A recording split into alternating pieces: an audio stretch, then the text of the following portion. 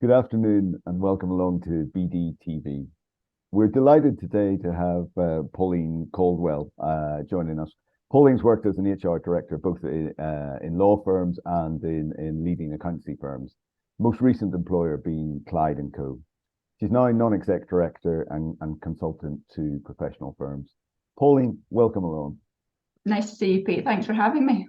Absolute pleasure. There's lots I'm really keen to talk to you about today, from talent crunch and uncertainty and how we manage things in hybrid working. But before we get into that, it'd be really good just if you begin by telling us a bit about your journey at Clyde Co.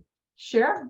So I was at Clyde's for 10 and a half years. I was originally part of BLG, which was merged with Clyde's back in 2011. And I progressed through the ranks. I was the head of HR for the UK, and then I was asked to take on the global role back in 2015. So a good 10 and a half year stint there, which was engaging, energizing, exhausting, but most importantly, fun, I would say. And as you say, it was a global business. So the excitement and the energy and the exhaustion came from the fact that it was also a global role across, 4 major jurisdictions.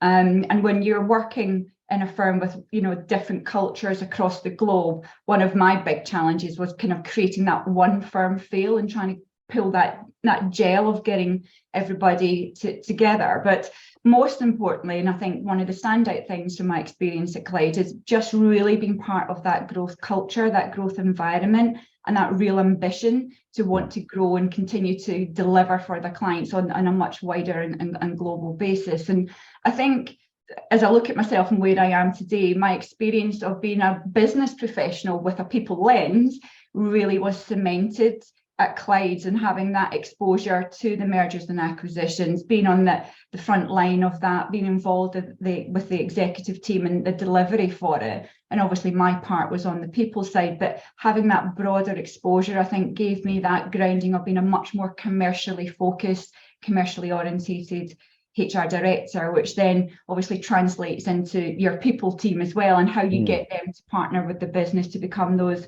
real trusted advisors. But I think from that growth piece and that M&A piece, I think some of the successes Clyde's had with their M&As was really because they were focusing on their client being at the center of what they were trying to achieve, and also making sure that who they were going to work with or collaborate with in terms of acquiring or merging, there was a real cultural synergy as well. And I think that's something that we really kind of looked for in our partners, and it meant happy clients, happy partners, happy people. Lots of firms pay lip service to that. So what sort of thing did they do in practice to ensure that actually happened? Well, again, I think it was, when we were doing a prep, I was thinking, well, what was that? Because it's a bit of a reflection piece for me. And I think the things that we did really well, and I think they still do well, because I'm still in touch with the, people that I've had the relationships with, is that putting the client at the center of the M&A. If the client is on board with it, then the chances of it sticking, you get that tissue rejection sometimes with some acquisitions and mergers. But if the client's at the center of it, and they've had that conversation of how it's going to work in the round and having a bit more of a holistic approach to it, I think that's what Clyde do well. They really focus on that client piece. Okay. And then in the layer down of, the people bit of it, when you look at the partners who are there to deliver it day to day, and then their fee earners, and then the business services teams that sit behind them, I think we've really focused on kind of figuring out what's in it for them and articulating to the partners, to the people, to the business services, what is in it for you. And that was part of me and my team's responsibility, to get round and make sure everyone could connect with that in their own day-to-day job. And then that connection piece was the third element that I think they did well. But, once the new acquisitions hit the ground running, it was, how can we help them hit the ground running, and what connections can we make internally and externally to try and get them to gel.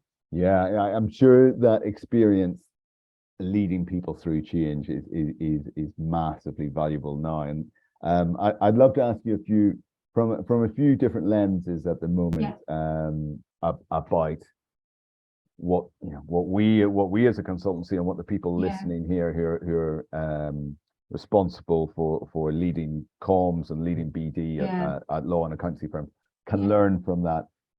Cullen's dictionary 2-3 weeks ago coined word of the year as perma-crisis, summing up this seemingly perpetual change and crisis. And I'm not going to bore people today by rattling through all the changes we've been through, but even as we talk, I know Jeremy Hunt is trying to patch together some sort of coherent financial strategy for the UK, and there seems to be a constant rolling headlines around change and uncertainty, and also working in a new way. If we may start with that, what have you?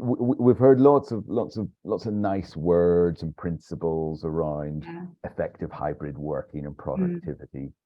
I know that you'll give it to us in plain English, Pauline. What really makes a difference, do you think, now that we're trying to balance our work in different ways and manage teams remotely? What really makes that effective?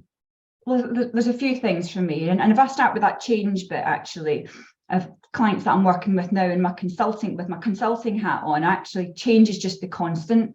That is the new way of the world. It's just constant change, and that's what we can be certain about. Doesn't help with, as human beings, we like certainty all the time, but we're just not going to have that and go back to it. So it really does coming back for me, particularly if you're doing this on a global basis, big organizations, it's thinking about what is the reason for the change, what is the drivers for the change, and how can you sell it? What is in it for the people? How can you make that connection with that individual and make it more relational and personal rather than transactional? Is kind of the first thing that I would say. But secondly, I think we're getting to grips a lot more with working across different locations. So whether we're doing this from home today, a couple of years ago it wouldn't have been thought we would have been sitting across a desk doing this. People work from their clients, they work from a train, they work from a coffee shop. And one of my clients in particular, they put all of this, working out what their hybrid looked like, in the hands of their shadow board. So their people can work from different countries at different points of the year, and as long as it's agreed. So I think we're getting to grips with the where. But I think the pinch point for me is the time. Okay. And what I mean by that is that the 9 to 5 is kind of gone. During COVID, people would, particularly with caring responsibilities, elder care, childcare, they'd start in the morning, maybe take a break, do the schooling, and then they'd have to, the time piece was broken, and it was accepted that was broken, and it was fine. We would muddle our way through. But now that we're kind of back to the normal-ish, well, actually, those leaders that are in charge of making decisions around what time, where the time and the place piece, they tend to be less diverse groups of people. So they're kind of harping back to, well, I like to work in this way, so I want it to be like this again. But as we've seen with the great attrition, and now the quiet quitting, people are really kind of thinking about, well, actually, the time that I work and where I work is becoming increasingly important. And Professor Linda Grattan, she explores the timepiece in her most recent book, Redesigning Work. That's really, for me, if you break it down at a simple level, is what is the work that needs to be done and when does it need to be done? It's about what needs to be asynchronous and what needs to be synchronous. So, for example, if you're an auditor, do you actually need to go and sit in your office to get an audit report out, or can actually you do that at home? Versus actually you've come off of the end of a big M&A, you want to do lessons learned, you want to plan for the next one. That might be something that's actually done better in person. But then figuring out the timings of that, how do you do that? How do you agree it? Because there's no one size that kind of fits all. And I think the challenge for leaders is understanding their context. And I think everybody's looking for that silver bullet and that one quick fix. And I don't think there is one, because it's about the context for their environment. And then the much maligned middle management, who are the people that are on the cold face of trying to juggle and balance this time and where piece. I think giving them permission to step up and them permission to own what works best for them and their teams, but also being clear what the deal is for your people. You're not just saying, I want this, so come back. We need this. This is the reasons why, and this is what you can expect in return. So I think there's something like give and take in there. Yeah. So okay, so I'm going to paraphrase wildly here Sorry. what I'm hearing. No, Oh, no, that's great. That's really useful to hear. But just to check my understanding of yeah, and the people watching this are clear. Um, are you say I don't think anyone who's working in a professional firm will be too shocked to hear you say that sometimes the people in charge have a slightly conservative or yeah, intransigent way yeah, of viewing life. I don't think that's gonna knock too many people yeah. off their seats. But how do you reflect back to them that that maybe is not how the rest of the people are living? How do you reflect to the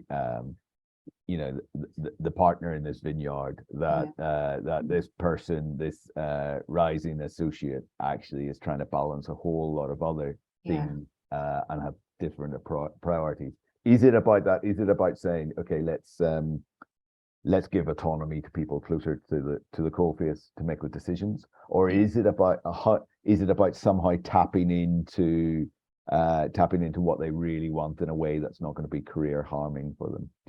Yeah, gosh, that's the $1 million question. And if we solve it here, we'll patent it and we'll become very successfully rich. But I think at a base level, it comes back to that relational thing. You know, the ways of rewarding people and recognizing them and all of that, of give them a bonus, give them a title, give them this, give them that. Yeah. That's still important. That's your foundation, that's your hygiene factor.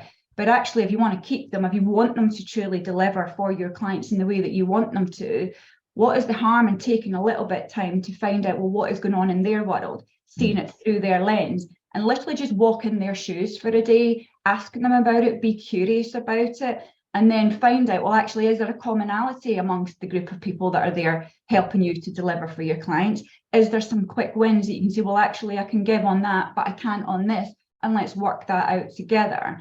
And I think we're not having the simple conversations. We're making quite a lot of assumptions, but actually, if you sit down and you talk to the people, there's generally consensus among the group of how they are prepared to compromise to support one another, but also to support the partner and then ultimately their clients. Okay.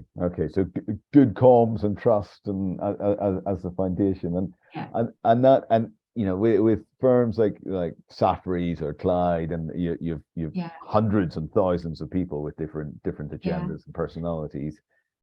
How do you do that in a way that's possible without someone bursting a blood vessel? Is it about getting a sample of those people, or is it about cascading those conversations down through the group? Well, I think it's getting a broader group of people involved in the conversation, to be Yeah. honest. So yes, I think absolutely the partners need to be in that, because again, we can much malign the partners as well, thinking, oh, they've got it stuff, they're in charge, they know. Actually, their job is really, really difficult as well. But if you have the cross section of people from your most junior to the most senior in the room, having the conversations, talking about what works for them. And sometimes I have found it's the most junior people that come up with the most creative solution, because they have not yet been tainted by the politics or the concerns of speaking their mind. Yeah. And having that cross section of perspectives and views. And one of my clients that I've worked with last year, they use what they call personas. Yeah. So let's pick a person. So this is Joe Bloggs, who works in the north, who works in audit, delivers for these clients, is a carer, is a this, is a that. Let's actually work through what a day in the life is like for them. And that in itself is just raising the awareness and getting them to say, oh, okay, I hadn't thought about it from that perspective. Yeah. And if I gave a little bit on that, the discretionary effort that I get in return is greater. Yeah, lovely. And really interesting to see, some of those things like personas have been popular in marketing and sales. It's interesting to see that now being used in terms of talent and people. And we, as a consultancy, we're seeing lots of convergence between how we, and I'm simplifying this a little bit, but how the marketing and BD community thinking about client relationships, and how HR and people thinking about talent relationships, how there's a bit of a convergence there around values and purpose and so on. Is that happening across the board, or is that just the more pioneering firms, do you think? I don't know if it's across the board, but with the clients that I've been working with this past 18 months, because the great attrition, the quiet quitting, etc., how do we try and avoid that? How do we turn that into something positive? And I think it's just about the business services teams, particularly in law firms, they're not always as connected and as joined up as we could be, you know, and I was one of those people. But I do think we can really learn lessons from our marketing colleagues, our marcoms colleagues, because you're setting, you know, you have experience of articulating what that brand, what that opportunity, what's in that for the client. And we've got a lot to learn, I think, in terms of we can be quite process driven sometimes in the HR space, but if we take ourselves out of it and look up and out a little bit and remember, actually, if we treat our people like our clients, actually we put the same effort into it, we might get a better return and greater return. And I think definitely what I've been encouraging some of my clients to do, particularly when they're looking at that talent acquisition piece and struggling with their employee value proposition, talk to your marketing people. They've been doing this. They understand the concepts of net promoter scores and all of that kind of stuff. What can we learn from that, and how can we collaborate on it? Good. Oh, that's good to hear. That's good to hear. And a lot of, you know, on the same at the same table, at the same discussions is and in almost every client conversation we have is this idea of what's our cultural glue as a firm, and how do we live that? How do we communicate that to clients and to future employees, and in this, when we're all working in a disparate ways, both spatially and in terms of time. Again, I'm asking you a lot here, Pauline, at 2:15 on a Thursday. But what are the principles that you see work well in terms of firms being able to cut through the management speak and actually identify what it is that makes them different, and somehow capture that? Oh, that's a big question. So for me, it goes back to, if I was doing this right now and going into a new client, I would just saying, okay, what's your data telling you? All starts with the data. You have got all of these systems. When we're hiring people, we take data. As we're promoting them, we take data. As we're performance managing them, we take data. As they leave, we take data. What is our data telling us that people think's good about us? And there's no greater way of getting that information than actually asking the people that work for you, why did they choose to join you? Why did they choose to want to progress their careers? Why did they choose to put themselves on the partner track? Why did they choose to leave? And it's all of that rich data, for me, is really where you get the nuts and bolts of what's actually happening on the ground. Because I think the leaders will have a view in what the culture that they want to create, and you know, they've got to be the role models for that. But I think imposing it from the top down and saying, oh, this is our culture, these are our values, yes, that's, you know, they can be sitting in their ivory tower and doing that. So I think getting the people voice, but also equally the client voice.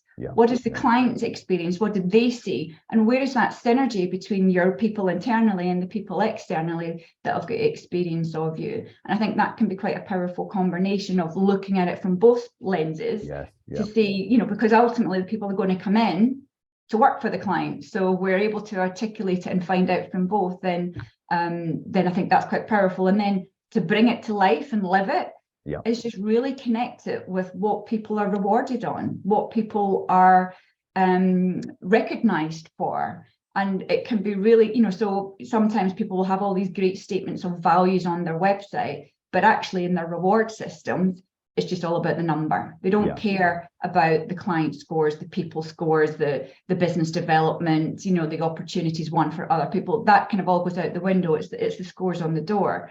And I think having a shift in that, maybe a bit more of a balanced scorecard, would make a difference to achieve the cultural change. So that firms are rewarding in terms of cash or promotion, things like collaboration and agility. Absolutely. Yeah, because, you know, another client, we helped them last year put together their competency framework. And, you know, people will like competency frameworks or not. You can have a different debate about it. But for them, one of the things that they were really trying to drive is the collaborative approach, collaboration, quality, you know, excellence. And so they were saying, well, actually, this is what they are, and this is the ask of you. This, you know, actually putting it out there, and this is how we'll reward you for doing it. Here's the direct link between the two. Here is the line of sight that if you do this for us, then you will get this in return. but these are the non-negotiables, and they were involved in the design of all of that as well. But there was a real hard connection between the two. I love that. It sounds so logical, but I don't hear of many firms getting that right at the minute. So it's good to learn about that and good to see. And yeah, I'm thinking, you know, we like many talk about our values and what's important to us, but there's not that direct, not that direct line. And Pete, I think if I take a strip it back to the simplest piece, living your values and living your culture and bring it to life, it's just being a good, decent human being, being bothered to go, how was your weekend? How was your child that was ill? How's your new lockdown puppy? You know, it is that relational piece, that connection of, actually, I'm interested in you as a human being. And I know I've worked for lots of different people, and the ones that were interested in me personally, you just naturally put more into it, because you know, you were bought into them and they were bought into you, and that made a big difference. Here. The Pauline, time has absolutely flown in as I knew it would, and now you've just given me a very big clue that you feel a better connection with people who are interested in you as a person. So what is life outside work? I'm a bit of a yogi, and a personal training fanatic. So I'm a bit of I like the calmness of the yoga because I'm quite high energy, so it kind of centers me a little bit, and then the PT helps me get all of my energy out my system. So that's kind of my well-being, mental health, physical health, and all of that. And then on the other side of it, I'm the only one from Glasgow that's down here and down south, so I go back to Glasgow quite a lot. So I'm very family orientated. I've got 7 nieces and nephews and 1 fur nephew who's a wee doggy, a wee French doggy. So I get to go and spend time with them, and that's really important to me. And also I'm a bit of a geek I like reading leadership books and coaching books, and a good murder. I like a good murder as well. So. Okay, not combining the two. Not combining them. Okay. There might have been days back in the day, you know. Cool. Pauline, it's been an absolute pleasure to hear from you today, and you've been sprinkling gold throughout the last 20 minutes. So thanks very much for doing that. Lovely. Thanks, Pete. Absolute pleasure. Thanks to everyone who's been watching today. Look forward to seeing you again 3rd Thursday of December for more insight from another leader. Take care, Pauline. Have a good afternoon. Thanks, Pete. Have a good one. Bye now. Cheers. Bye-bye.